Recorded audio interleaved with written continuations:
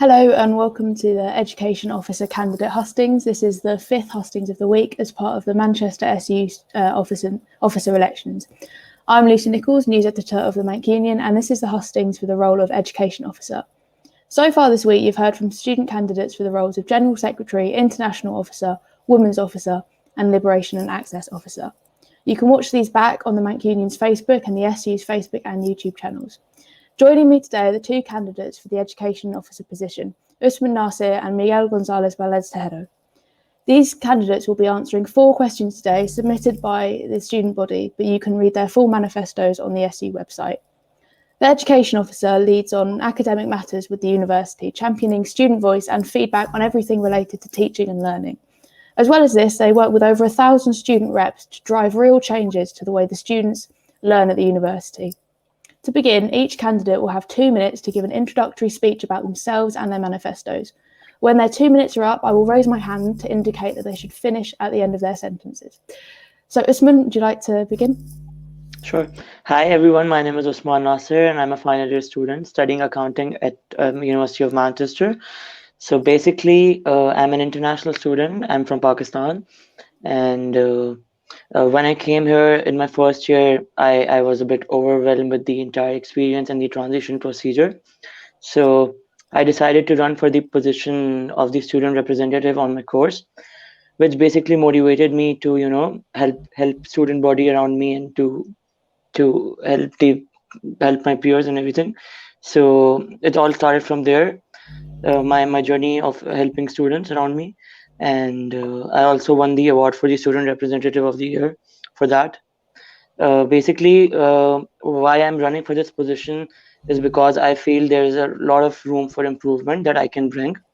And the key highlights and the key points for my manifesto are basically, number one is strengthening learning support, in which I am planning to introduce a teacher assistance scheme, which will provide supplementary support to students that might be struggling with the learning at the moment. Secondly, I will be introducing a Turnitin plagiarism checker, which is already being used by a lot of UK universities, but not in Manchester, so I'll be introducing that. Thirdly, I will also be bringing solved past papers for the students. The second point for a manifesto is accessible academia, where I'm planning to continue tackling the BAME attainment gap that I feel there is a lot of need for. And also, I would say no to scrutinizing international students.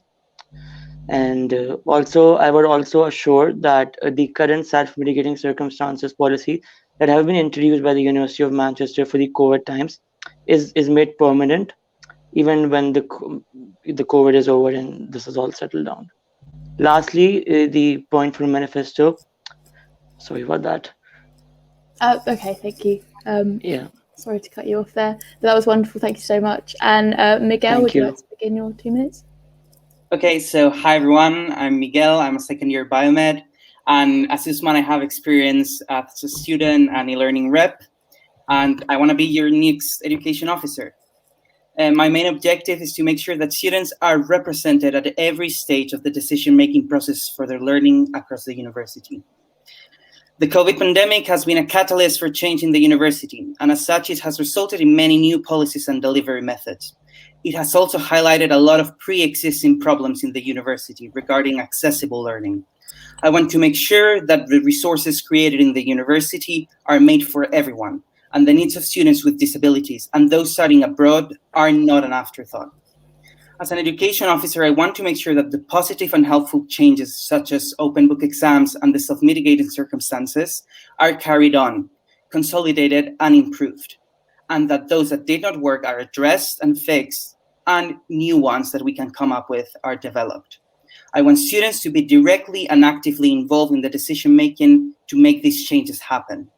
And I don't want them to just receive a survey at the end of the year asking them if the changes work for them or if there's anything that the university can do for them. I want them to co-create, and I want co-creation between students and staff.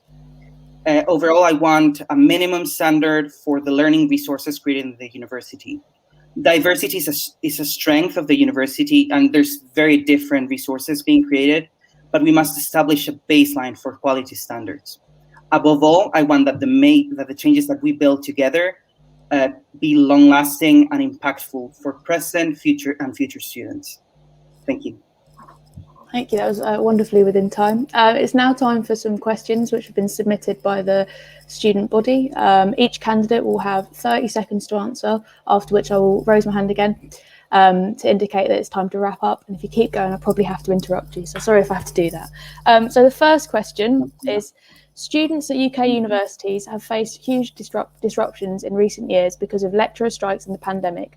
Because of this, a lot of students have expressed concerns that they aren't getting value for money or achieving their learning outcomes.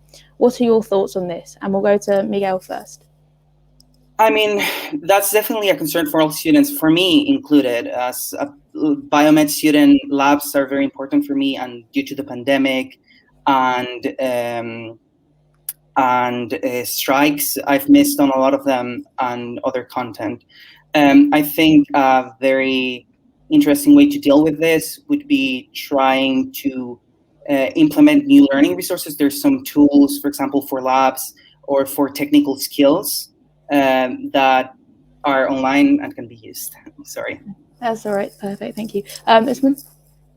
So personally, being a final year student and being active within the student body, I personally feel that there have been a lot of uncertainty due to the pandemic, and there have been a lot of lack of communication from the university side, which has created a lot of confusion among the student body.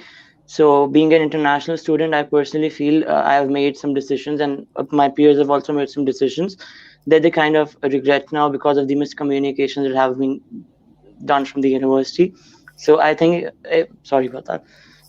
You keep apologising with you. So the second question. In your opinion, what are the main pros and cons of the university's 5-point assessment pledge? And we're going to go to Usman first. Sorry, can you repeat that, please? In your opinion, what are the main pros and cons of the university's 5-point assessment pledge?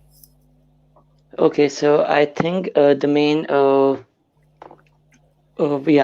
so the main pros and cons for the university's 5-point assessment pledge would be that sorry, can I take a break, please? Mm-hmm. We could go to Miguel next, and then we can come back to Usman afterwards, if that's okay. Okay, we'll come to Miguel next. Miguel? Okay, so I think probably the strongest point is the self-mitigated circumstances, which is something that we need to keep going after this year is over, because in many cases people cannot access a doctor or any other way to prove those mitigating circumstances, as well as the automatic extension, which will help a lot with deadline bunching, which is a big problem for students in the university. Okay, thank you. Usman, are you ready to come back? Yeah, sure. So basically, this is one of my manifesto points as well, that, the self-mitigating circumstances policy, it should be extended beyond the COVID times, because I personally feel there's a lot of need for that, because there's like a lot going on being a student. There's not one thing you're focusing on. There's a lot of things you have to take care of. So I think there's like a lot of need for the self-mitigating circumstance policy to be made permanent. Yeah. Perfect, thank you. Okay, so question 3. Aside from the impact of the pandemic on studies, what are some of the major ways that you feel the university could improve academic diversity, inclusion, and accessibility? So we'll go to Miguel first. I mean, definitely targeting the problems that disability students face, but overall for all students, the decolonization of the resources in the university is a very important thing that has been already started, and I would want to build on that, collaborating with whoever gets chosen as the liberation officer on new ways to improve those resources and make them more diverse. And that's it. Perfect, thank you. Usman, are you ready to come in? Yeah, so I think there is like a need for the international representation. There should be, more faces, international faces in the SU and in the university in general. So everybody who's coming to the university, they can see that there's an equal representation of the student body.